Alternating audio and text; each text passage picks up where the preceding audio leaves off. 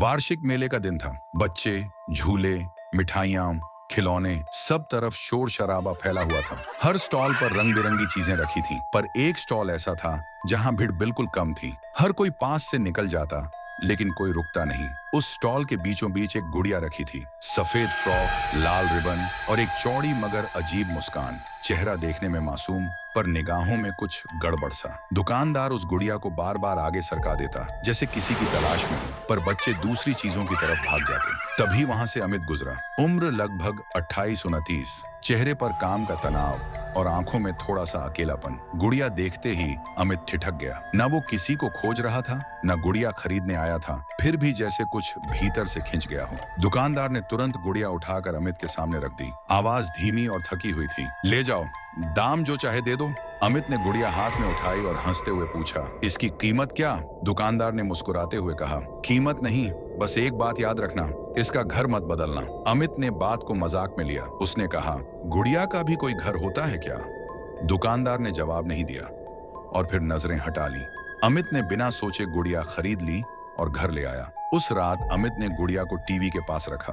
पहली रात सब शांत रहा। दूसरी रात फ्रिज से चॉकलेट गायब मिल गई। माँ ने डांटते हुए कहा कि उसने ही खाई होगी। अमित ने कुछ नहीं कहा, क्योंकि उसे खुद याद नहीं था कि उसने खाई हो। तीसरी रात फ्रिज का कैमरा वीडियो देखने पर साफ दिखा कि कोई छोटी सी आकृति फ्रिज खोल रही है, कुछ निकाल रही है और फिर वापस गायब हो रही है। सुबह अमित ने देखा कि लबूबू उसके बिस्तर के पास बैठी है। उसके मुंह और ठुड्डी पर चॉकलेट के धब्बे और लाल रंग फैला हुआ था। माँ ने मजाक में कहा कि ये सब शायद बच्चे वाला शरारत है, लेकिन अमित को समझ नहीं आ रहा था कि अलमारी में बंद गुड़िया बाहर कैसे आई।